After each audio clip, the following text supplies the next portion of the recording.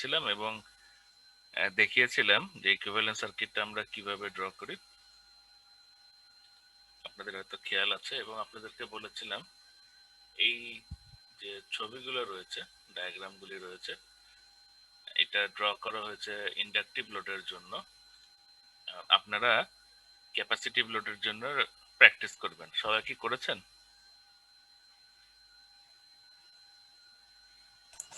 চেষ্টা করছি স্যার। আচ্ছা, চেষ্টা করলেই হবে। সামনে পরীক্ষায় যখন পাবেন তখন আশা করি পুরোপুরি করতে পারবেন। এখন খেয়াল করে দেখেন, ফাইনালি তাহলে আমরা সিনক্রোনাস মেশিনের ইকুইভ্যালেন্ট সার্কিট যদি ড্র করি, তাহলে আমরা ড্র করব হলো এই ওয়ান ফেজের জন্য যে কোনো একটা। আপনারা জানেন সিনক্রোনাস মেশিনের মধ্যে তিনটা ফেজ থাকে, তিনটা ফেজে আইডেন্টিক্যাল, সো একটা ফেজকে রিপ্রেজেন্ট করলেই হবে। তো লাস্ট ক্লাসে আপনাদেরকে আমি বলেছিলাম আমাকে জিজ্ঞাসা করার জন্য যে আর্মেচার রিয়াকশন ব্যাপার যেটা, অর্থাৎ মেইন ফিল্ডের সাথে স্ট্যাটর ফিল্ডের যে ইন্টারাকশন, সেটা কি সবসময় একই রকম হয় কিনা। ওকে, সো দ্য অ্যান্সার ইজ সবসময় একই রকম হয় না, ডিপেন্ডিং অন দ্য লোড।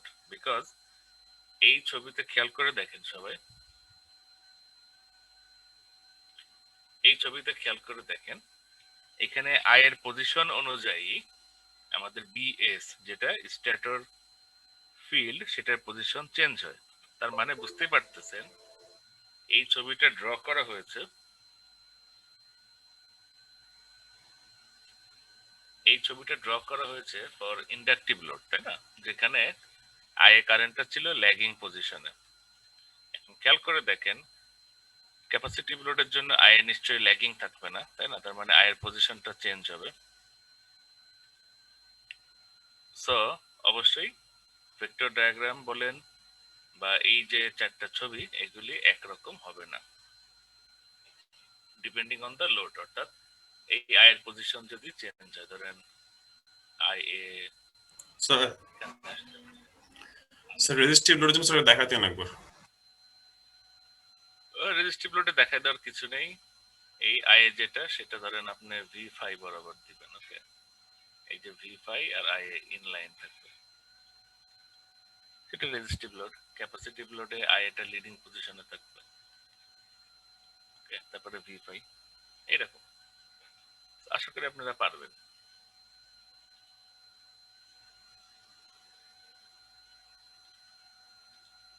কে জানে চ্যাট বক্সে কিছু একটা লিখেছেন।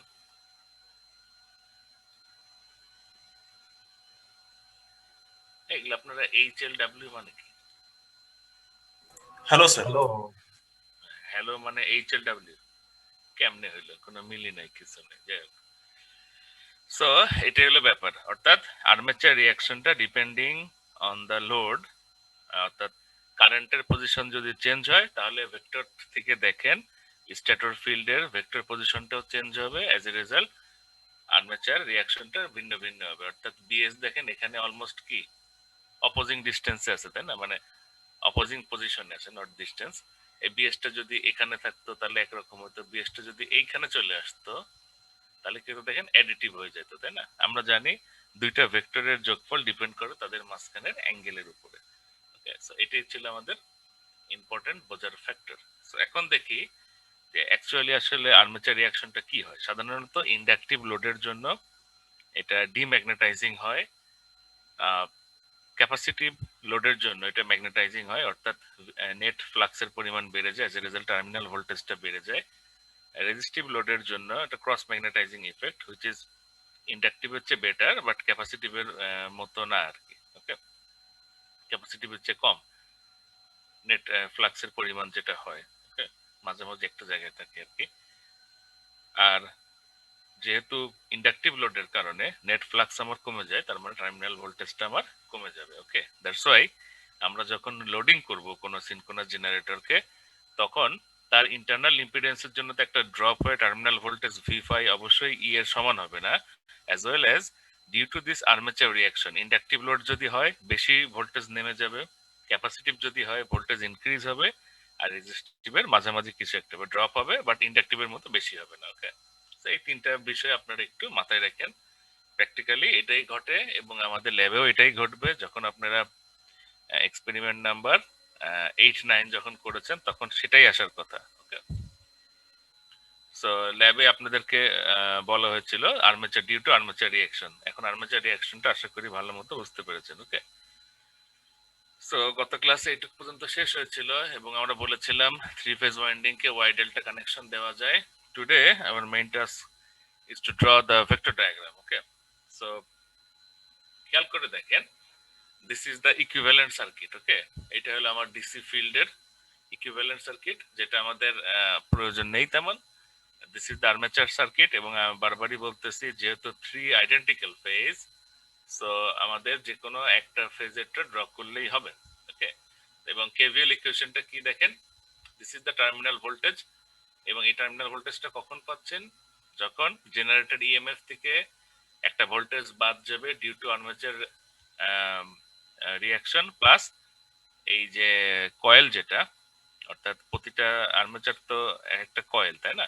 সেই কয়েলের যে লিকেজ ইন্ডাকটেন্স থাকবে বা লিকেজ রিঅ্যাকটেন্স, অথবা এই বইতে এটাকে সেলফ ইন্ডাকটেন্স বলা হয়েছে বা সেলফ রিঅ্যাকটেন্স। বেসিক্যালি আপনার লিকেজ এবং সেলফের মধ্যে সামান্য একটু তফাৎ আছে, বাট এখানে এটাকে যেহেতু সেলফ বলেছে আপনারা সেলফ বলতে পারেন, কোনো সমস্যা নাই। অর্থাৎ এক্স এস এই যে ভ্যালুটা ছিল, এটা কি ছিল, reactance due to armature reaction and leakage reactance, তাই না? দুইটার যোগফল ছিল, প্লাস আইআর এর একটা ড্রপ। এটা বাদ দিয়ে আমরা এই কেভিএল ইকুয়েশনটা পাই। এখন আমাদের যে কোনো ভেক্টর ডায়াগ্রাম ড্র করার অবজেক্টিভ হলো এই কেভিএল ইকুয়েশনকে স্যাটিসফাই করা। ওকে, এবং সঙ্গে সঙ্গে অ্যাঙ্গুলার ডিসপ্লেসমেন্টটাকে দেখানো, that is the vector diagram. Okay, এবং ভেক্টর ডায়াগ্রাম এবং ফেজর ডায়াগ্রামের মধ্যে তফাৎটা কি, ফেজর যদি হয় তাহলে সবগুলি ভেক্টর একটা পজিশন থেকে আসে। Okay, this is a phasor diagram. আর সেম এটাই যদি আমি ড্র করি, এভাবে দেখেন, এভাবে, this is the vector diagram. দুটো কিন্তু একই জিনিস। ওকে, সো আমাদের এই বইতে আমরা ফেজর বা ভেক্টর এভাবে আমরা প্রকাশ করি না, ঠিক আছে? সমস্যা নেই, যেটাই বলেন, ফেজর বলেন বা ভেক্টর বলেন, সমস্যা নেই। সো সেটা আমরা ড্র করব। সেটা কিভাবে ড্র করব দেখেন, যখনই আমরা ভেক্টর ডায়াগ্রামের প্রশ্ন আসবে বা ফেজর ডায়াগ্রামের প্রশ্ন আসবে, তখনই আপনাদের প্রথম জানতে হবে ফার্স্ট কোশ্চেন কোন লোডের জন্য। এবং যেহেতু লোড তিন ধরনের হয়, এবং আপনারা ল্যাবে অলরেডি করে থাকার কথা, যেহেতু লোড তিন ধরনের হয়, তার মানে আমাদের ফেজর ডায়াগ্রাম এটাও তিনটা তিন আসবে। ধরনের হবে। রাইট, তিনটা আসবে। তাহলে প্রথমে আমরা দেখি ইন্ডাকটিভের জন্য, হ্যাঁ, ড্র করার উপায়টা কি। ওকে, লোডের থেকে শুধুমাত্র একটা প্রপার্টি আমরা নিব, সেটা হলো আইএ যে আর্মেচার কারেন্ট, সেটা লিডিং না ল্যাগিং। ওকে, অর্থাৎ ইউজুয়ালি টার্মিনাল ভোল্টেজকে অ্যাঙ্গেল জিরো ধরা হয়। ওকে, তার মানে হরাইজন্টাল বরাবর এটা আমার ভি5, এটাকে বসাবেন। ওকে, এটা এখন কি স্যার রেফারেন্স ধরলেন? এটাকে রেফারেন্স, যেহেতু ভি5 এর অ্যাঙ্গেলটা আমরা জিরো ধরি, ওকে, সেই কারণে। এখন দেখেন লোডের থেকে কোন প্রপার্টিটা আমরা নিব। If it is inductive load, the current IA must be lag করবে। এবং বাই দিস টাইম আপনারা জানেন ক্লকওয়াইজ যেটা পড়ে থাকে সেটা কি, ল্যাগিং। ল্যাগিং। আর অ্যান্টি ক্লক যে যেটা পড়ে থাকে সে তার আগেরটাকে লিড করে, তাই না? আর যদি রেজিস্টিভ হয় তাহলে আই এখানে থাকবে, আর যদি ক্যাপাসিটিভ হয় আই এ আমার এখানে থাকবে। এই একটাই হলো গিয়ে আমাদের লোড থেকে এই প্রপার্টিটা আমরা নিব, আর বাকি আর কোনো কিছু দরকার নেই। বাকি সবই হলো গিয়ে আমার জেনারেটর প্রপার্টি। কিভাবে আপনারা একটু খেয়াল করে দেখেন, ধরেন ইন্ডাকটিভ লোডের জন্য এই যে দেখেন আমার ভি5 এবং এই যে আমার আই এ। ওকে, তাহলে আমাদের এখন অবজেক্টিভ হলো এই কেভিএল ইকুয়েশনকে স্যাটিসফাই করা। ওকে, কিভাবে দেখেন, তো আমরা স্যার ভি5, স্যার হ্যাঁ স্যার বলেন। আপনার কার্সরটা যদি একটু বড় করতেন স্যার, মানে রেড ডটটা যদি বড় করতেন স্যার, চোখে পড়ে না স্যার সহজে। এটা সাইজ। তোমার এটা তোমার পেন্সিলের ডট, রেড ডট তো না। ওকে, সো আমি যদি রেড ডটটা দেখেন পয়েন্টার অপশন দেই, তখন আবার লেখা যাবে না, ঠিক আছে? এই যে, জি স্যার, জি স্যার।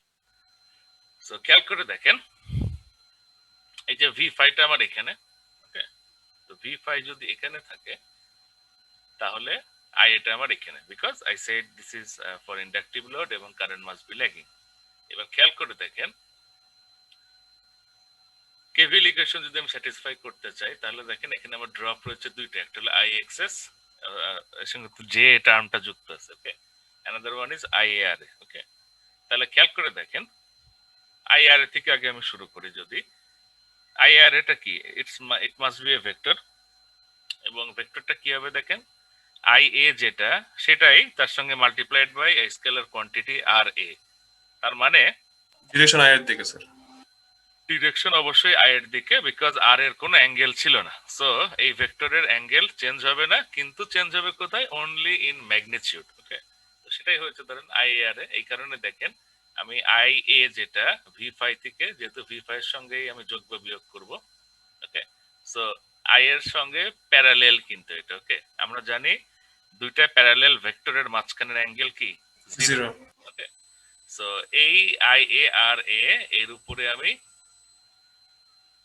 জে এক্স আছে। যে আই এ এক্সএস। কোশ্চেন হলো কেন, বিকজ আপনারা জানেন, পিওর ইন্ডাকটিভ স্যার।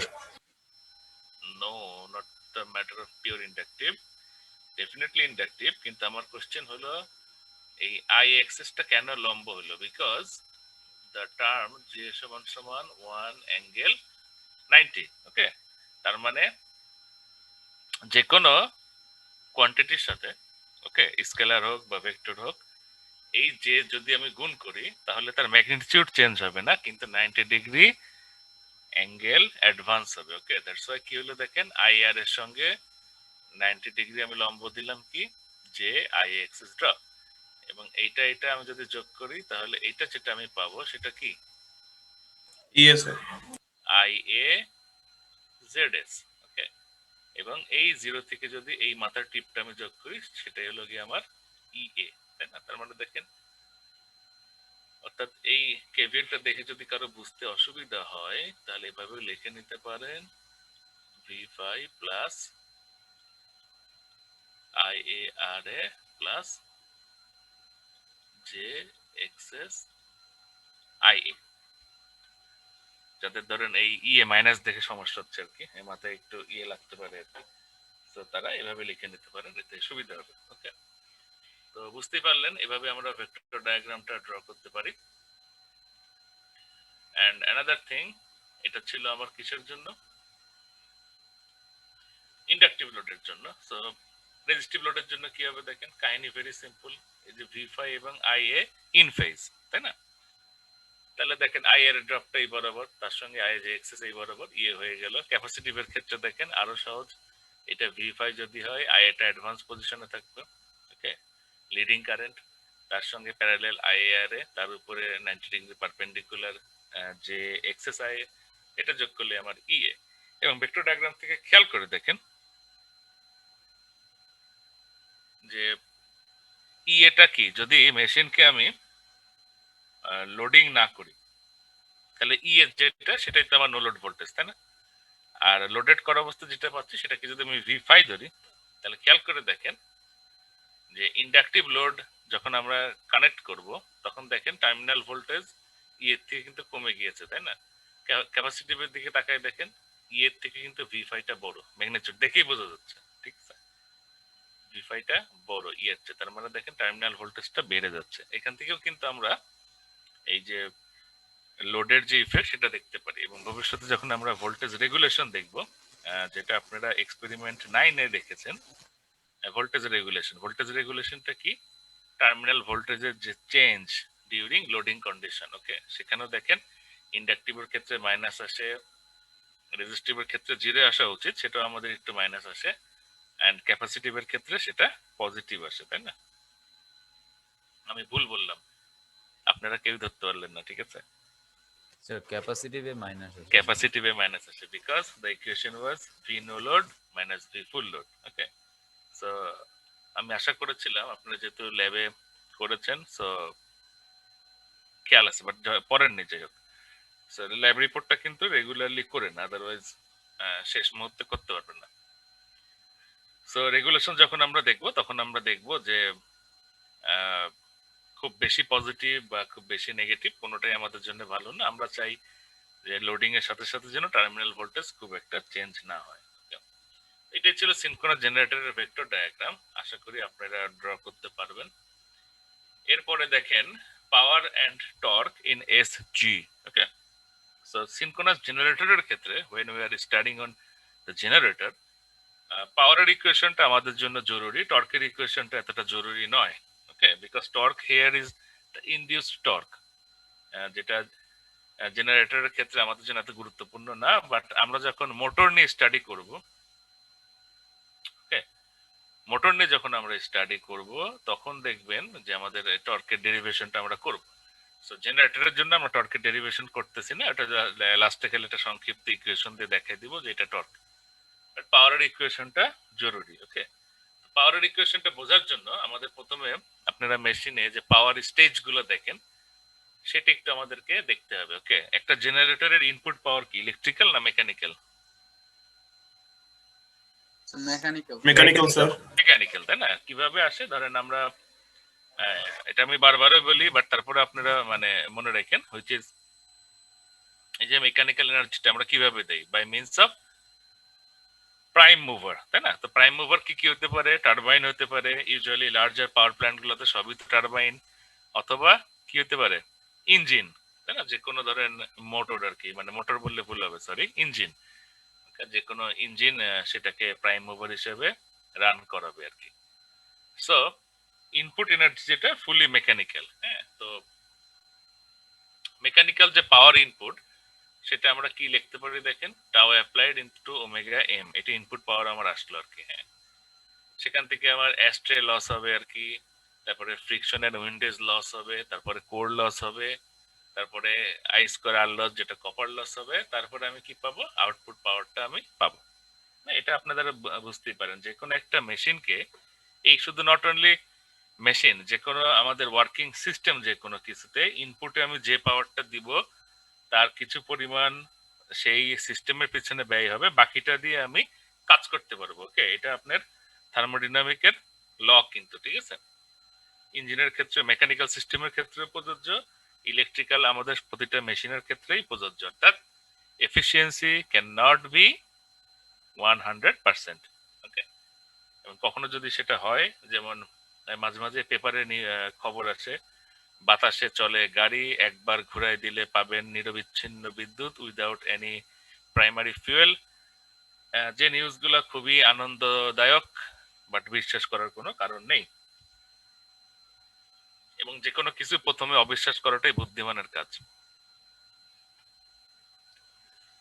এবার খেয়াল করে দেখেন তাহলে ইলেকট্রিক্যাল পাওয়ার যেটা, সেটা কি কনভার্ট হচ্ছে দেখেন এখানে আমাদের।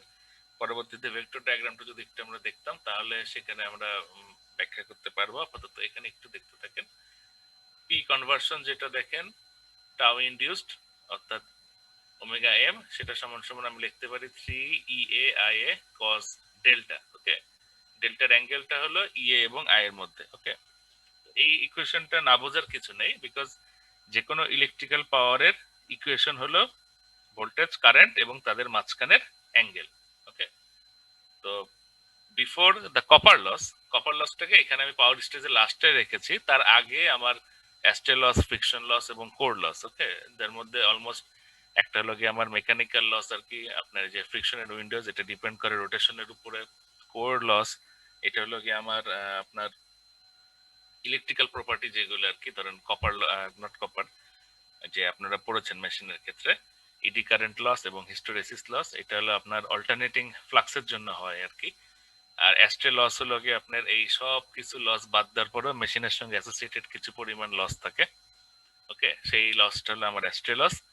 এই তিনটা লস বাদ দেওয়ার পরে আমি আসলে পাচ্ছি কি, আমার সেই যে পাওয়ারটা কনভার্ট হবে আর কি। হ্যাঁ, পি কনভার্ট, অর্থাৎ ফিক্সড লস গুলোকে আমি মোটামুটি বাদ দিয়েছি, বিকজ একটা মেশিন কিন্তু মোটামুটি ধরেন রেটেড স্পিডে রান করে। সো এই যে ফ্রিকশন লস, এটা কনস্ট্যান্ট লসের মধ্যে দিতে পারেন। কোর লস যদি রেটেড ভোল্টেজ এবং আদার রেটিং এ কাজ করে, মানে রেটেড কন্ডিশনে রান করে, তাহলে সেটাও কনস্ট্যান্ট হয়ে যায়। ওকে, আর ভেরিয়েবল লস কোনটা? কপার লস, এটা সবসময় মনে রাখবেন। তো পি কনভার্টেড সমান সমান 3টা কেন আসলো? Because 3 phase. E A I A cos, এটা কি গামা, মানে ডেল্টা বলেছিলাম, জায়গাটা কজ গামা, ইএ এবং আই এর মাঝখানের অ্যাঙ্গেল, যেটা আমি ভেক্টর ডায়াগ্রামে দেখব। সেখান থেকে আই স্কোয়ার আর লস যেটা, সেটা বাদ দিলে আমি ফাইনালি পি আউট যেটা পাচ্ছি √3 VT IL cos থিটা। √3 ভিটি কেন আসলো? বিকজ লাইন টু লাইন মানে ওয়াই বা ডেল্টা যেটাই করেন ডাজন্ট ম্যাটার, থ্রি ফেজ পাওয়ারের ইকুয়েশন, তাই না? আপনাদের মনে থাকার কথা। আর ফেজ কোয়ান্টিটি যে 3 v5 ia cos theta। ওকে, cos theta কি? v5 এবং i এর মাঝখানের অ্যাঙ্গেল বোঝাই যাচ্ছে, বিকজ দিস ইজ দ্য আপনার ইলেকট্রিক্যাল পাওয়ারের ইকুয়েশন। তো রিঅ্যাক্টিভ পাওয়ার কি সিমিলারলি cos এর বদলে সাইন হবে, তাহলে কি আউট পার ফেজ cos এর বদলে সাইন হবে। এখন এটা আমাদের গেল আউটপুট পাওয়ারের ইকুয়েশন। এখন খেয়াল করে দেখেন যে আমাদের একটা অল্টারনেটিভ এক্সপ্রেশন, হ্যাঁ, এটা একটু খেয়াল করে দেখেন যে ইউজুয়ালি এই এক্সপ্রেশনটাই সবচেয়ে বেশি ব্যবহৃত হয়, অথবা এইটা তো আমরা কমনলি সবাই জানি, ইলেকট্রিক্যাল বেসিক যে কোনো ইলেকট্রিক্যাল পাওয়ারের ইকুয়েশন হলো এইটা থ্রি ফেজের ক্ষেত্রে, বাট মেশিনের ক্ষেত্রে এইটা সবচেয়ে বেশি ব্যবহৃত হয়। এইটা কিভাবে আসলো দেখেন, এই ডায়াগ্রামটা কিসের জন্য ড্র করা হয়েছে একটু কি বলবেন? কোন লোডের জন্য? Inductive sir. রাইট, ইন্ডাকটিভ লোডের জন্য। তো সেখানে আমরা দেখি এইটাকে যদি বর্ধিত করি, এটাকে যদি বাড়াই দেই, তাহলে খেয়াল করে দেখেন this is a right angle, আমি 90 degree, this is a 90 degree, এটা কি আপনার যে বিপরীত কোণ, ঠিক আছে?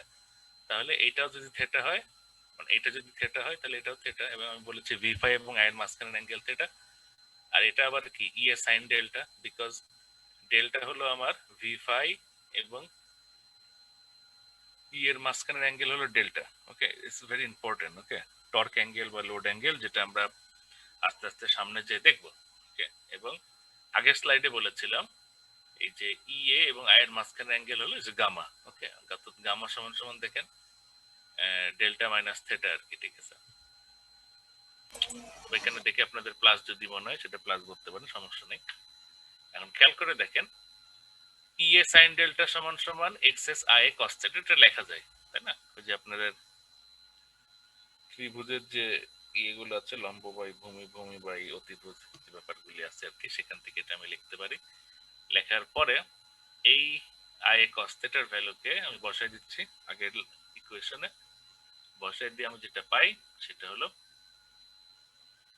3v5 ea sin delta by xs.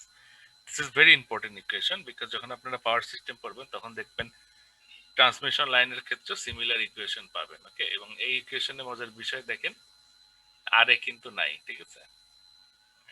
So only XS. এখন প্রশ্ন হলো আর এ কেন নাই?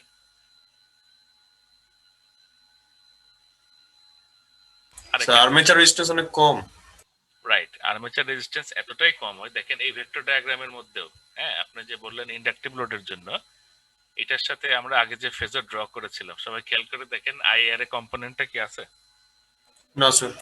নাই। তার মানে আইআর এ ড্রপটা খুব কম হয়। এই যে আপনাদেরকে মনে হয় গত ল্যাবে, জানি না সব সেকশনে বলা হয়েছে কিনা বা বলা হচ্ছে, সবাই বলতেছে যে প্র্যাকটিক্যালি যদি এই ভেক্টর ডায়াগ্রামটা ড্র করেন তাহলে দেখবেন আইআর এর ড্রপটা এত ছোট হবে কম্পেয়ারিং টু আইএক্সএস, যেটাকে আসলে আমরা বাদই দিতে পারি।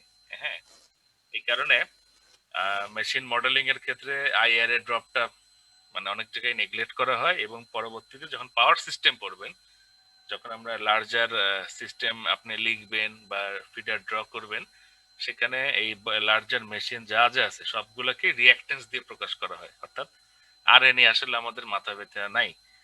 লং ট্রান্সমিশন লাইনের ক্ষেত্রে আর একে নাই করে দেওয়া হয়, সবই হলো গিয়ে আমার reactance, because long transmission line হলো ইন্ডাকটিভ ইন নেচার। শুধুমাত্র যখন আমরা ডিস্ট্রিবিউশন সিস্টেম নিয়ে কাজ করি তখন আর এর ভ্যালুটা একটা ইম্পর্টেন্ট, কিছু কিছু ক্ষেত্রে ইম্পর্টেন্ট হয়ে যায়, বিকজ আর একে তখন নেগলেক্ট করা যায় না, বিকজ এক্সেস এর ভ্যালু খুব একটা তখন বেশি হয় না আর এর সঙ্গে তুলনা করে আর কি। আদারওয়াইজ এসব জায়গায় আমরা আর একে নেগলেক্ট করতে পারি। এখন দেখেন এই ইকুয়েশনে দেখে বোঝা যাচ্ছে 3v5 es sin delta by xs। হ্যাঁ, এটা মানে কি, এটা একটা সাইন ওয়েভ। এটা যদি আমি ডেল্টার রেসপেক্টে ড্র করি, it is a sine wave. এবং তাহলে আমি যদি এই ইকুয়েশন থেকে ম্যাক্সিমাম পাওয়ারের ইকুয়েশনটা বের করতে চাই, কি হবে দেখেন, সাইন 90 যখন হয় তখন সাইন ডেল্টার ভ্যালু হয় 1, তাই না? তার মানে ম্যাক্স পাওয়ারের ইকুয়েশন কি, p সমান সমান 3v5 ea বাই xs। এখানে দেখেন সেটাই ড্র করা হয়েছে, ডেল্টার সঙ্গে যদি আমি এই সাইন ওয়েভটা ড্র করি তাহলে দেখেন পিক পাওয়ার যেটা সেটা হলো গিয়ে আমার 3v5 ea xs। ওকে, বুঝা গেছে? It's very simple. এখন দেখেন জেনারেটরের ক্ষেত্রে sir P minimum sir, P minimum কি স্যার শূন্য হবে তাহলে সাইন 90 হ্যাঁ সাইন 0? অবশ্যই অবশ্যই জিরো পাওয়ার, কিন্তু জিরো পাওয়ার মানে কি, মানে আউটপুটে ধরেন আমাদের কিছু নেই কিন্তু ইন্টারনাল লস তো ঠিকই আছে, তাই না? সো এটা হলো গিয়ে পি আউটের ইকুয়েশন, তাই না? সো আউটপুট পাওয়ার যদি আমরা ইউজ না করি, ধরেন কিছুই নাই, ওকে, সেখান থেকে আমার শুরু হতে পারে ইকুয়েশন অনুযায়ী। হ্যাঁ, বাট প্র্যাকটিক্যাল সিনারিওতে কি হয়, লস হয় মানে হ্যাঁ, যে কোনো ধরেন আপনি মেশিনকে যখনই অন করতেছেন, ধরেন একটা সিনক্রোনাস জেনারেটর, তাই না? এটার কি আছে, রোটর আছে না? রোটরকে ঘুরাইতে একটা শক্তি লাগে না? জি স্যার। তার মানে পি ইন আমার কিছু পরিমাণ দিতেই হবে to support the loss and the rotation, তাই না? On the other hand output power আমি যদি ইউজ না করি কিছুই, তাহলে তো আমার পি আউট জিরো।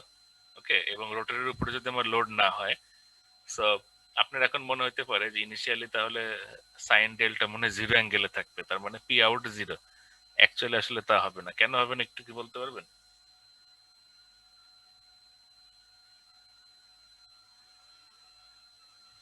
বলতে পারবেন ভি5 এর জন্য স্যার? নো নো, আপনি চিন্তা করে দেখেন, রোটর কিন্তু একটা ইনার্সি আছে না? জি স্যার। এই কারণে ইনিশিয়ালি যখন আমাদের এই যে সাইন ডেল্টা যেটা, এটা লোড অ্যাঙ্গেল, হ্যাঁ, লোড যত বাড়বে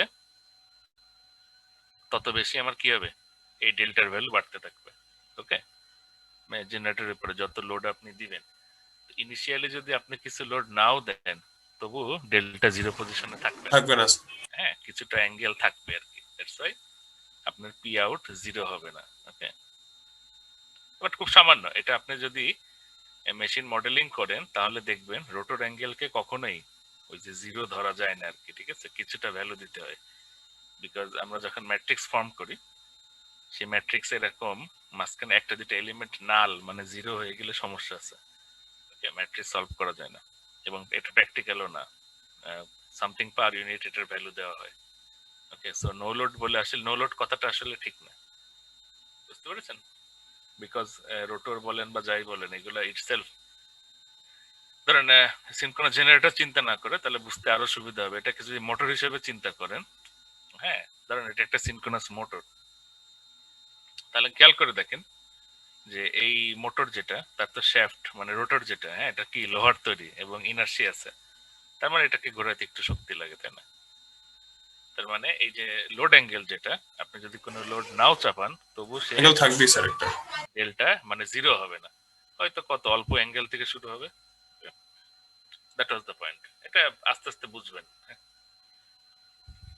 এই অঙ্কগুলো করলে আরো বুঝতে পারবেন। যাই হোক, এরপরে দেখেন সিনক্রোনাস জেনারেটরের ক্ষেত্রে আমরা বলেছিলাম টর্কের equation is not that much important, কারণ এটা ডেরিভেশন আমরা যখন সিনক্রোনাস মোটর পড়বো তখন আমরা করব। সো এটা চ্যাপ্টার 4-এ আমাদের সেই ডেরিভেশনটা আছে, সেটা আমরা মোটরের ক্ষেত্রে দেখব। একই কাহিনী এখানে, ইনডিউস টর্কের ইকুয়েশন হলো কে বিআর বিএস। ওকে, বিআর হলো আমার রোটর ফ্লাক্স, বিএস হলো স্ট্যাটর ফ্লাক্স, এবং এইটা ইকুয়েশনকে এক্সপ্রেস করা যায় K BR B net sine delta. ওই যে বিআর বি নেট কিভাবে আসলে আপনারা জানেন, বি নেট সমান সমান বিআর আর বিএস এর যোগফল, তাই না? সেখানে রিপ্লেস করে এটাকে নিয়ে আসা হয়েছে। তো ফাইনালি ইনডিউস টর্কের ইকুয়েশন এই রিপ্লেস করে এটা পাওয়া যায়। এটা খালি মনে রাখলেই হবে জেনারেটরের ক্ষেত্রে আপনাদের V phi E A sine delta omega by omega XS. Okay, one important thing যেটা ভুলবেন না, জেনারেটরের ক্ষেত্রে মেশিনের রোটেশন যেদিকে হয় ইনডিউস টর্কের ডিরেকশন হয় তার উল্টা। দ্যাটস ওয়াই আপনার মোটরটাকে ঘুরাইতে মানে শক্তি লাগে। ধরেন একটা প্রাইম মুভার যে ইঞ্জিনের সাথে ধরেন একটা জেনারেটর কানেক্টেড আছে, হ্যাঁ, এখন এই জেনারেটর আপনি লোড যত বাড়াবেন, ওকে, এই প্রাইম মুভার জেনারেটরকে যেদিকে ঘোরাচ্ছে তার বিপরীত দিকে টর্কটা ইনডিউস হবে। ওকে, অ্যাজ এ রেজাল্ট লোড যত বাড়াবেন এই জেনারেটরটা তত শক্ত হবে। আমার কথা কি বোঝা যাচ্ছে? স্যার মুভ করতে কষ্ট হবে স্যার? মুভ করতে কষ্ট হবে, রাইট। আপনারা বাসা বাড়িতে যখন জেনারেটরে লিফট চলে না, চলে? জি স্যার। আপনাদের বাসা বাড়িতে ধরেন কারেন্ট চলে গেলে জেনারেটর যখন অন হয়, হ্যাঁ, সেই জেনারেটর দিয়ে আপনারা তো লিফট চালান, তাই না? লিফট চলে স্যার ওটা দিয়ে? কি আপনি জানেন না? মানে আমি মানে সব ফ্ল্যাটেই তো চলার কথা, ইমার্জেন্সি তো কাজ জেনারেটরের, লিফট চলে না?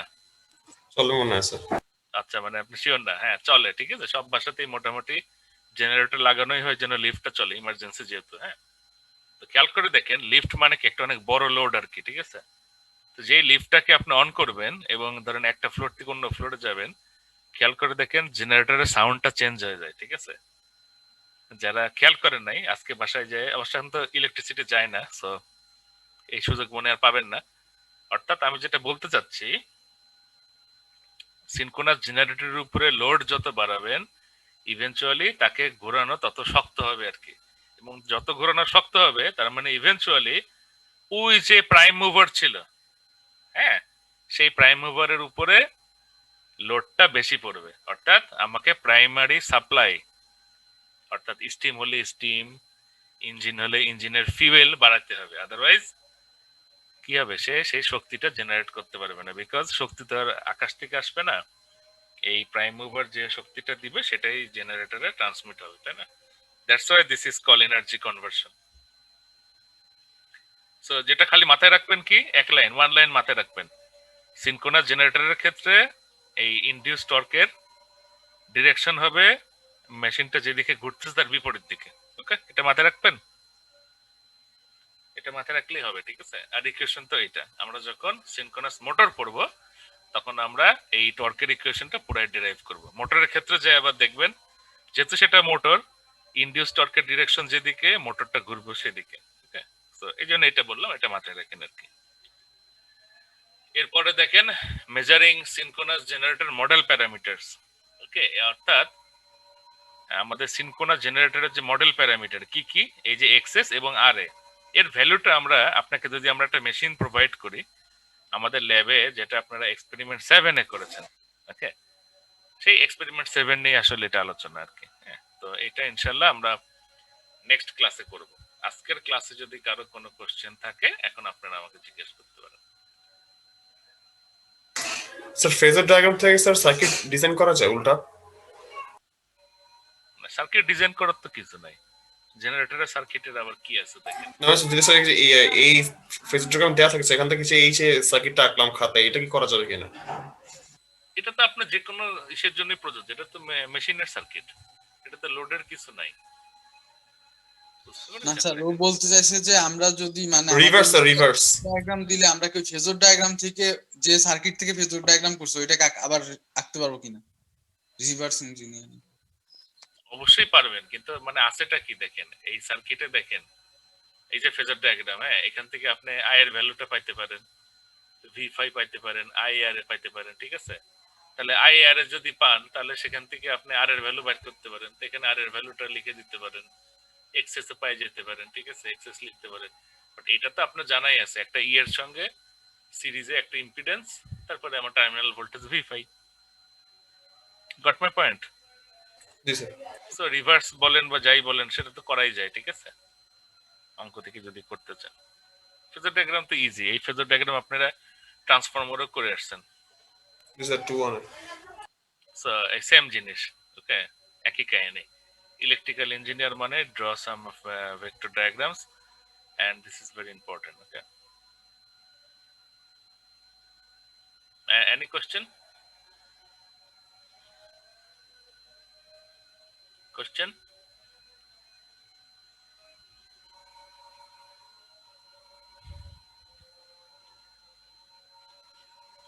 Okay, question যেহেতু নাই, স্যার স্যার স্যার কি আছে? স্যার স্যার রেজিস্টিভ লোডের ক্ষেত্রে স্যার ডট ক্রস দিয়ে স্যার একটু দেখা দেন না স্যার আইকা। বুঝি নাই, ডট ক্রস আবার কি? স্যার ওই স্যার সার্কেলের মধ্যে স্যার করলাম না ক্লাসের প্রথম দিকে একদম স্যার। ক্লাসে প্রথমে একদম ডট ক্রস? স্যার সার্কেলের মধ্যে স্যার ডট ক্রস দিয়ে স্যার হচ্ছে আমরা যে এটা করি আর কি।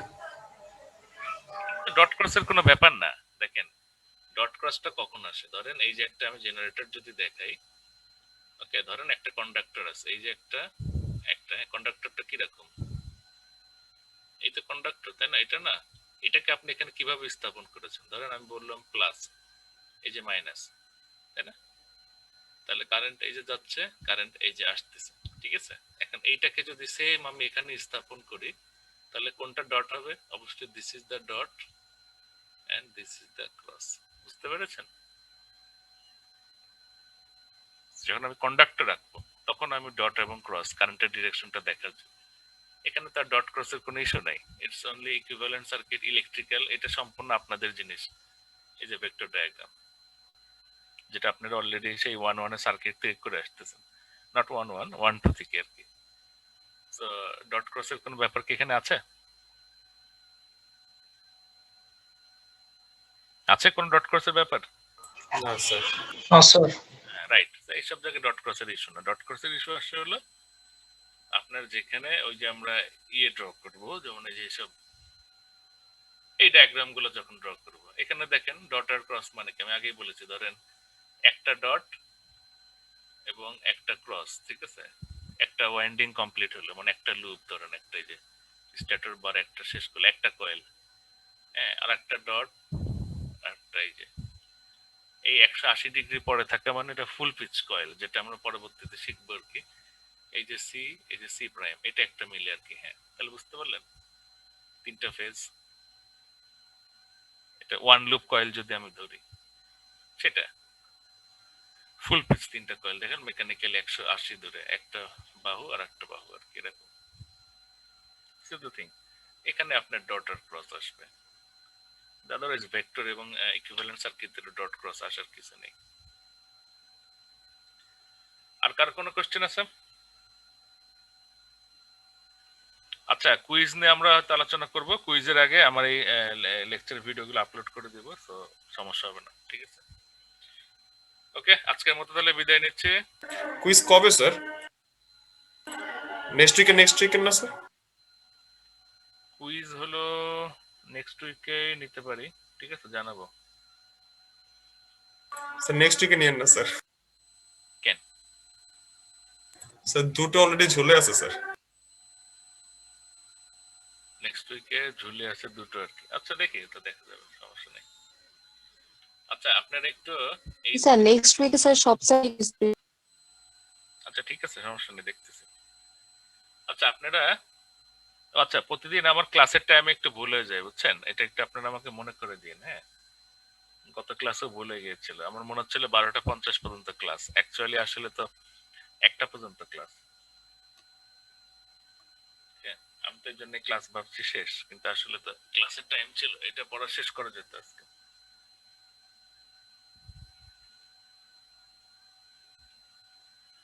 ওকে, আপনারা নেক্সট ক্লাসে এই জায়গাটা একটু পড়ে আসেন, হ্যাঁ, সো দ্যাট আমার ক্লাসটা আমি দ্রুত করতে পারি, বিকজ অলরেডি আমরা সিলেবাস একটু পিছিয়ে গেছি, যেহেতু ফার্স্ট উইকটা আমি ক্লাস নিতে পারি নাই ডিউ টু আমাদের যে কনফারেন্স ছিল ইউনিভার্সিটিতে, ওইটার কিছু কাজ ছিল, ইউনিভার্সিটি যাওয়া লাগতো, প্লাস আপনাদের ল্যাবের কিছু কাজ জমে গেছিল।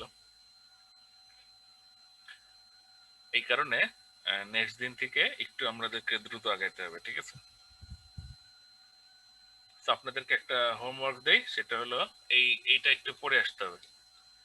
এই যে measuring synchronous generator model parameter, এটা হলো আমাদের বইয়ের 5.7, ওকে, এবং এটা হলো আপনার ওই সিনক্রোনাস ইম্পিডেন্স মেথড, এটা দিয়ে আমরা যে আর এবং এক্সএস এর ভ্যালুটা ক্যালকুলেট করি, বুঝতে পেরেছেন?